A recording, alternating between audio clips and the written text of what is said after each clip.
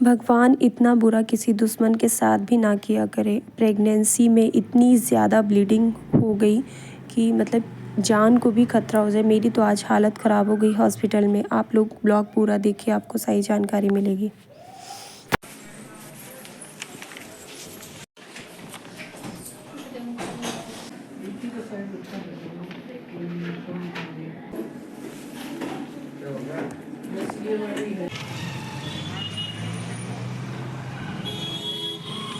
So family, तो मैं अभी जस्ट सो के उठी हूँ, क्योंकि जैसा कि आप लोगों ने देखा ब्लॉग में कि मैं आज गई थी हॉस्पिटल, मुझे दिखाने जाना था और गई भी, फिर भी नहीं दिखा पाई। वो क्यों नहीं दिखा पाई वो मैं आप लोगों को भी बताऊँगी। तो वहाँ से आने के बाद, हॉस्पिटल से आने के बाद इतनी ज़्यादा थकान हो जाती है ना कि सीधे बस ये लगता है कि खाना ही मत खाओ, सीधे सो जाओ। तो बेटी स्कूल से आ गई थी, उसको खिलाया पिलाया, वो होमवर्क करने के लिए दूसरे रूम में बैठ गई थी। मैं बाबू को लेके, मतलब दादी के पास था, उसको लेके अपने पास सुला लिया मैंने। और बाबू भी इस टाइम सो रहा है, देखिए कितना प्यारा लग रहा है ना।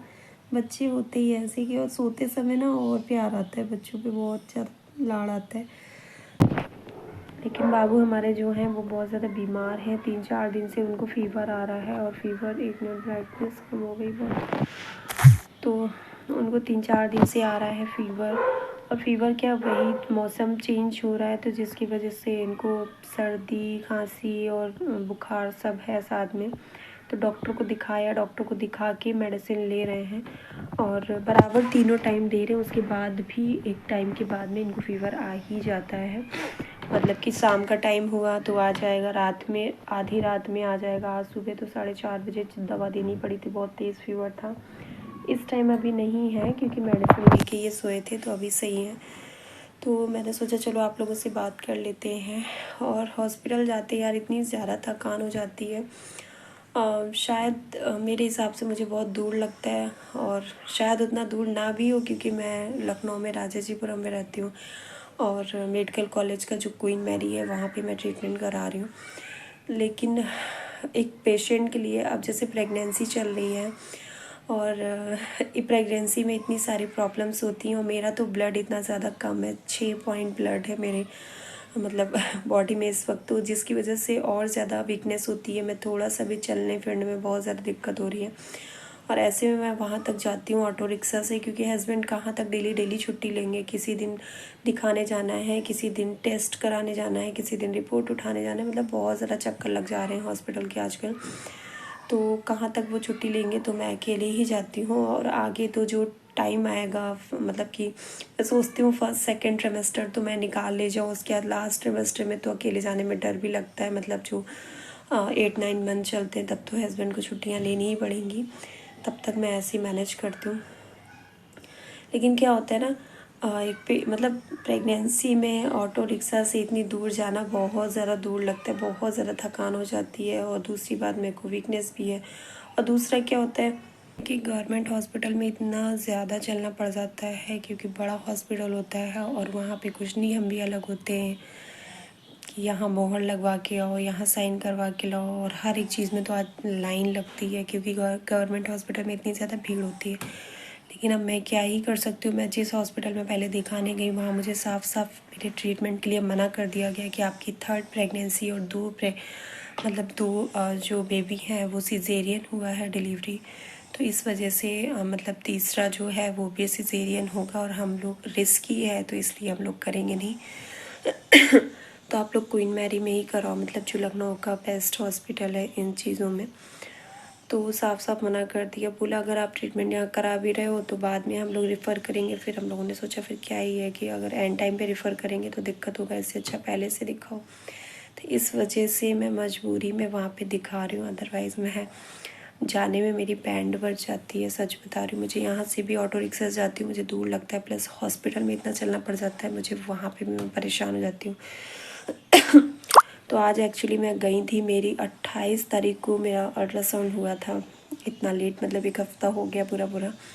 तो मैं गई हुई थी क्योंकि आज मुझे मेरी डॉक्टर बैठती, मुझे दिखाना था, तो मैंने सोचा था कि उसी दिन रिपोर्ट उठा लेंगे। और अल्ट्रासाउंड की भी रिपोर्ट उठानी थी, प्लस मेरे कुछ टेस्ट हुए थे उनकी भी 3 मतलब टेस्ट हुए थे, उनकी भी रिपोर्ट्स उठानी थी। तो मैंने सोचा था कि मतलब रिपोर्ट्स के लिए अलग से क्या जाऊँ लेने।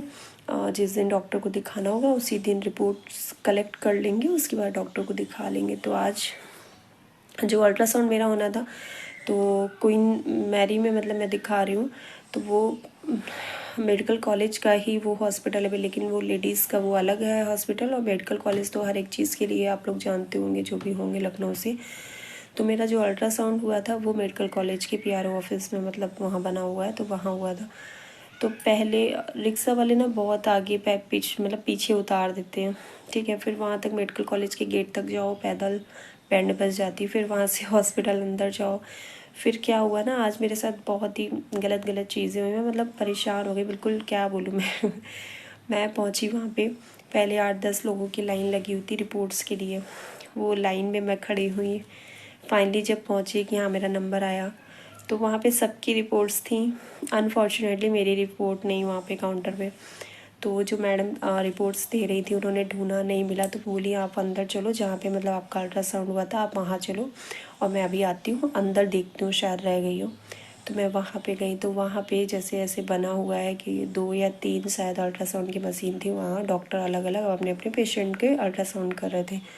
वहाँ 15-20 मिनट खड़े रहे। उसके बाद में वहाँ ढूंढी गई रिपोर्ट, वहाँ भी मेरी रिपोर्ट्स नहीं मिली अंदर, मतलब जहाँ अल्ट्रासाउंड हो रहा था वहाँ पे। तो जब वहाँ पे भी नहीं मिली तो उसमें से एक किसी डॉक्टर ने बोला है कि आप वेट करिए, आपका दोबारा से अल्ट्रासाउंड होगा। तो पहले वहाँ पे खड़े रहे, और जब 2 पेशेंट के मतलब हो रहे थे तो उनका जब मतलब हो गया अल्ट्रासाउंड, तब जब मैं मतलब तैयार हुई कि हाँ मुझे बेड पे लेटना है, अल्ट्रासाउंड होना है, तब उन डॉक्टर ने मतलब जो मेरा अल्ट्रासाउंड करने जा रहे थे उन्होंने बोला कि आपका हुआ था। मैंने कहा हाँ जी हुआ था, मैं 28 तारीख को ट्यूसडे को आई थी, और रिपोर्ट्स मतलब थोड़ा टाइम था मिलने में, 2-3 बजे तक मिलनी थी। तो मैंने सोचा कि चलो इतनी देर कौन बैठेगा, तो जब आएंगे दिखाने तभी ले लेंगे रिपोर्ट्स। तो उन्होंने कहा अगर हुआ है तो वो जो मशीन होती है उसमें मतलब स्किन में होगा अंदर मतलब। तो फिर थैंक गॉड उसमें जब उन्होंने सर ने ढूंढा डॉक्टर ने तब उसमें मिला, तो फिर वो रिपोर्ट्स मिली। फिर उसके बाद भी 15 मिनट बाद रिपोर्ट फाइनली मतलब निकल के आई बाहर। तो मुझे लगा कि चलो अब हाथ में दे देंगे, अभी भी नहीं। अभी जहाँ पे वहीं पे रिपोर्ट जानी है जहाँ से काउंटर पे मिलती है, वहाँ पे गई, क्योंकि उन्हें रजिस्टर में कुछ चीज़ें होती हैं नोट वोट करनी होती होंगी। वहाँ पे गए हम, फिर मतलब वहाँ रिपोर्ट भेज दी गई, वहाँ पे मैं पहुँची। तो मुझे लगा चलो अब मिल जाएगी, तब मुझे वहाँ पे बोल दिया गया ये लीजिए रिपोर्ट, आप इसकी फ़ोटोकॉपी करा के लेके आइए। तब तक उन्होंने मुझे बिल वापस नहीं दिया था। तो फ़ोटोकॉपी कराने के लिए जो मेडिकल कॉलेज का गेट है उधर साइड में फ़ोटोकॉपी होती, तो इतना ज़्यादा वहाँ चलना पड़ गया, फ़ोटोकॉपी करा के लेके आए। तो फिर वो फ़ोटोकॉपी अपने पास रख लेते, ओरिजिनल जो रिपोर्ट्स होती वो हमें दे देते हैं। क्यों, और मुझे वहाँ पे टेंशन हो रही थी कि मतलब ऑलरेडी मैं घर से ही लेट गई थी आज, और इन सब चीज़ों में काफ़ी टाइम लग गया, रिपोर्ट्स कलेक्ट करने में काफ़ी टाइम लग गया। फिर मुझे हुआ कहीं ऐसा ना हो मेरा पर्चा ही ना बन पाया और मैं आज दिखा ना पाऊँ, घर से मैं आई हूँ आरी थकी और मैं दिखा भी ना पाऊँ। तो फिर सारा कुछ होने के बाद जब फाइनली अल्ट्रासाउंड की रिपोर्ट हाथ में आई, तो फिर गए अपने हॉस्पिटल क्वीन मैरी में। वहाँ पे देखा मैंने, तब शायद 1 बज रहा था। उसके बाद मैं सोची थी कि 1 बज रहा है तब तो मतलब मेरा पर्चा बनेगा ही नहीं, बंद हो गया होगा ये वो। लेकिन नहीं, वहाँ पे तब भी 8-10 लोगों की लाइन लगी हुई थी पर्चा बनवाने के लिए। पता नहीं, शायद वहाँ पे मुझे बाद में पता चला 2 या 3 बजे तक पर्चा बनता है। मैंने कहा वाह, मुझे नहीं पता था। तो वहाँ पे जब 8-10 लोगों की लाइन में खड़े हुए और फाइनली जब हमारा नंबर आया, और मतलब जब पर्चा मतलब उस काउंटर पे पहुँचे, तो वो मैडम जो पर्चा बना रही थी वो बोलती हैं आप कल आइए। मैंने कहा क्यों? तो बोल रही हैं आपकी मैडम आज नहीं बैठेंगी, वो कल बैठेंगी। तो मैं फिर से पूछी उनसे क्यों, ऐसा क्यों, वो तो आज ही बैठती हैं। तो बोली अब यूनिट चेंज हो गई है।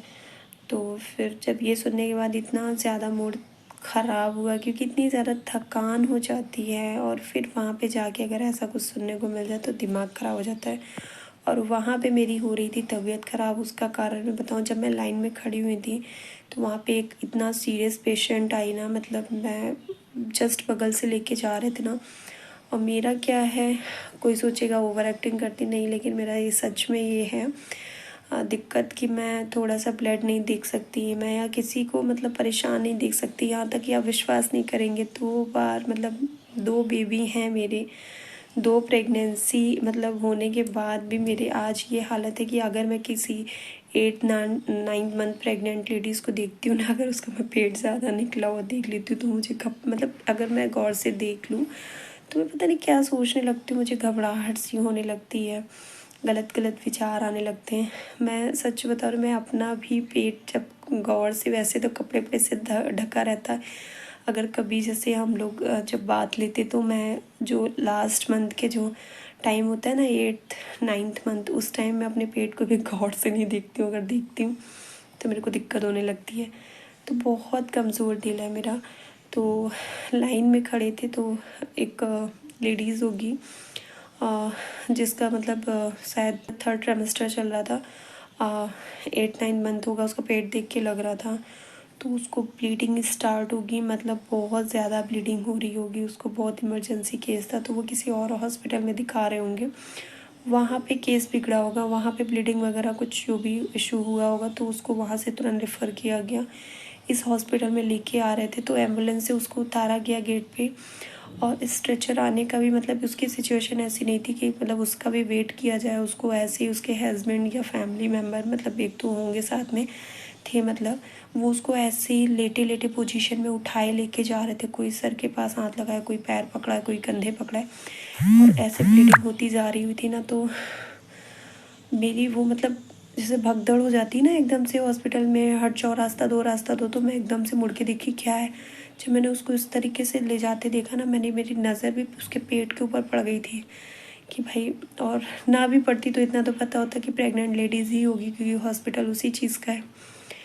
उसके बाद वो मेरा मतलब हाथ पैर ढीले से पड़ जाते, मेरा बीपी जैसा लो होने लगता है, वो प्रॉब्लम हो गया। आखिर में मुझे वहाँ पे पेड़ के नीचे बैठने को बना, तो मैं वहाँ पे बैठी, मैंने पानी वानी पिया, बहुत कोशिश की मेरा ध्यान वहाँ से हटे। मेरे अंदर ये बहुत बड़ी वीकनेस है, मैं ऐसे पेशेंट देख नहीं पाती हूँ। मुझे याद है जब मैं बाबू के लिए मतलब जब मुझे लेबर पेन हो रहा था और मैं इसी हॉस्पिटल में रेफ़र की गई थी, क्योंकि मैं दूसरे हॉस्पिटल में गई थी, वहाँ पे रात की वजह से मतलब डॉक्टर नहीं थे, मतलब ऐसा था, तो उन लोगों ने रेफ़र किया था मुझे इस हॉस्पिटल में जहाँ मैं अभी करा रही हूँ। तो यहाँ मैं गई थी और वहाँ पे जब मैं मतलब पेन में तो थी, और जब मैं वहाँ पे पहुँची ऊपर, जैसे कि ऑपरेशन थिएटर पास में था और पास में ही लेबर रूम वगैरह था, और वहाँ पे लेडीज़ की मतलब चिल्लाने की जो पेन में होती हैं डिलीवरी के वक्त में चिल्लाती हैं दर्द में, वो आवाज़ें आ रही थी जिससे मेरा बीपी ऊपर नीचे हो रहा था, मैं जो बहुत घबराहट हो रही थी। मैं सासू माँ से मुझे ध्यान है, मैंने बोला यहाँ से चलिए बाहर खड़े होते हैं।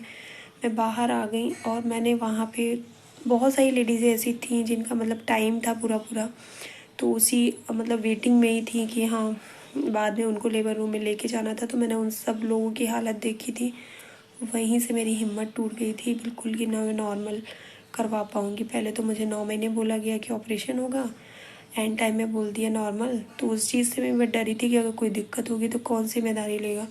और दूसरा एक जो हिम्मत होती है ना, वो इन सब चीज़ों को देख के और वो आवाज़ें सुन के जो पहले से ही बीपी मेरा ऊपर नीचे होने लगा था, जिसकी वजह से मैं वहाँ से भागी बस उस हॉस्पिटल से। तो ऐसी हालत है। और ये जो भी लेडीज़ आज थी उसकी बहुत क्रिटिकल कंडीशन थी, क्योंकि वो जो जहाँ पहले हॉस्पिटल में थी वहाँ से उसको लगातार ब्लीडिंग हो रही थी, मतलब बहुत ज़्यादा क्रिटिकल कंडीशन थी। जब वो इस हॉस्पिटल में भी जा रही थी उसको ब्लीडिंग हो रही थी, वो तो बेहोश थी पूरी तरीके से, उसको होश नहीं था, लेकिन जो साथ वाले थे वो भी बहुत ज़्यादा घबराए हुए थे, उसको तुरंत इमरजेंसी में लेके गए अंदर।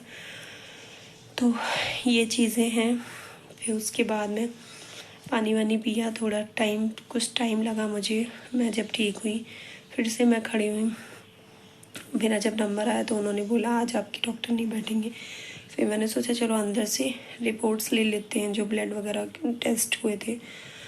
तो वहाँ पे रिपोर्ट्स लेने गए, तो वहाँ पे वो लंच पे गए, तो वहाँ आधे घंटे वेट करना पड़ा। आधे घंटे बाद वो लंच करके आए, तब जाके रिपोर्ट्स मिली। फिर मैंने सोचा कि ये तो रहती हूँ, उनसे पूछ लेती हूँ कि क्या है क्या नहीं, क्यों मतलब यूनिट चेंज हुई तो अब कब बैठेंगे डॉक्टर, ये वो। तो अंदर गई हॉस्पिटल के, तो सिस्टर लोगों से भी पूछा तो उन्होंने बताया कि हाँ यूनिट चेंज हुई है आपकी डॉक्टर, मतलब मेरी एक डॉक्टर उसमें वेडनेसडे को बैठेगी तो मैं दिखाने जाऊँगी वेडनेसडे को, और एक कोई और डे में जो मुझे याद नहीं है। तो अब मैं वेडनेसडे को जाऊँगी दिखाने। और ऐसे ना गाइस बहुत मूड ख़राब होता है कि आप इतना ज़्यादा मतलब जाओ दूर और फिर ऐसा कुछ सुनने को मिल जाए। तो मेरा तो आज दिमाग ख़राब हो गया। वहाँ से आई हूँ, इतनी ज़्यादा थकान, इतनी ज़्यादा आज पैरों में दर्द हो रहा है, मुझे नहीं समझ में आ रहा। अभी सो गई थी, अभी सो के उठ भी गई हूँ, तब भी मेरी बिस्तर से हटने की हिम्मत नहीं हो रही। लेकिन शाम का टाइम हो रहा है, उठना है और दिया बाती वगैरह करेंगे, उसके बाद में खाने पीने की तैयारी करेंगे। बहुत ज़्यादा दिक्कत हो रही है, बहुत पैर दर्द कर रहा है। मन कर रहा है एक पेन किलर ले लूँ, लेकिन ऐसे में पेन किलर बोलते नहीं खा, वैसे भी नहीं खाना चाहिए, नुकसान ही करता है। प्रेगनेंसी में तो कोई भी अदर मेडिसिन मैं लेती नहीं, मुझे बहुत डर लगता है क्योंकि आजकल ऐसे ऐसे केसेस होते हैं ना प्रेगनेंसी में, इतनी इतनी दिक्कतें होती हैं ना कि बहुत ज़्यादा मैं तो फूक फूक के कदम रखती हूँ। और गाइस आप लोग बताइएगा मेरी ये नोज़ स्टड कैसा लग रहा है। ये मैं लेके आई थी और मैं साथ में पायल बिछिया भी लेके आई हूँ, वो दिखाऊंगी आप लोगों को। और ये मेरे पे अच्छा लग रहा है कि नहीं लग रहा है, ये मेरा पहनने का कारण ये था, जो मेरे नाक का जो मतलब छेद है वो, मैं जो बाली पहनी थी मतलब हैवी था, उसके अंदर नग थे पूरे, तो जिसकी वजह से मतलब भले कारण वो ना हो, लेकिन लग रहा था ना कि जब छेद थोड़ा नीचे आ रहा है तो मैं कुछ हल्का सा पहनूं, तो इसलिए मैंने ये पहना। ब्लैक कलर मेरा मन था पहनने का, तो मैंने ये लिया है। और मेरे फेस पे अच्छा लग रहा है कि नहीं लग रहा है ये आप लोग बताइएगा। और अभी पता है इसका वो नहीं पड़ा हुआ है, बिना अंदर से क्या डालते हैं उसको ध्यान नहीं आ रहा है, अरे क्या बोलते हैं, लो याद ही नहीं आ रहा है। तो जो कुछ भी होता है वो अंदर से डालते हैं जिससे निकलना मतलब निकलता नहीं है, तो वो अभी नहीं डाला है क्योंकि मैं डालने की कोशिश करी थी, पड़ नहीं रहा था। अभी मैं इसको निकाल दूँ, मैं बाद में ट्राई करूँगी जब डाल पाऊँगी, क्योंकि ऐसे गिर जाएगा नुकसान हो जाएगा, सोनेगा है भाई। तो मुझे तो ठीक लग रहा है क्योंकि काफ़ी टाइम के बाद मैंने नोज़ में कुछ चेंज किया है, वरना बहुत टाइम से रिंग्स पहनी थी, नोज़ रिंग्स पहनी थी। तो चलिए चलते हैं, उठते हैं, कुछ करते हैं।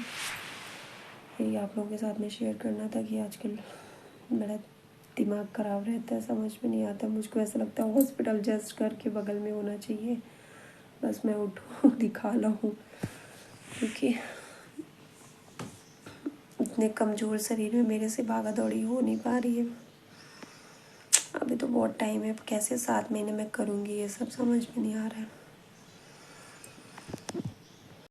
तो आज मुझे हो रही थी बहुत ज़्यादा क्रेविंग पिज़्ज़ा खाने की, और होता रहता है डेली कुछ ना कुछ क्रेविंग होती है, कभी कुछ खाने का मन करता है, कभी कुछ खाने का मन करता है। तो वही आज हम लोगों ने रात में डिनर की जगह पे पिज़्ज़ा को एंजॉय किया, बस थोड़ा बहुत ही खाना खाया फिर, क्योंकि इतना ज़्यादा खा लिया था ना कि भूख तो किसी को नहीं रह गई थी। और काफ़ी अच्छा लगा ऐसे फैमिली के साथ में खाया पिया, मतलब मेरे दोनों बच्चे बहुत इंजॉय करते हैं पिज़्ज़ा। अभी से बहुत ज़्यादा नहीं खिलाती हूँ, आई नो ये सब चीज़ें सही नहीं है, लेकिन बहुत ज़्यादा नहीं खिलाती हूँ, लेकिन कभी कभी तो बनता है। तो चलिए आज के ब्लॉग में बस इतना ही, मिलते हैं कल न्यू ब्लॉग में, तब तक के लिए ख्याल रखिएगा, हमें याद रखिएगा, टाटा बाय बाय। नहीं खाना है चीचू, यम्मी है। चलो स्टार्ट करो। पिज़्ज़ा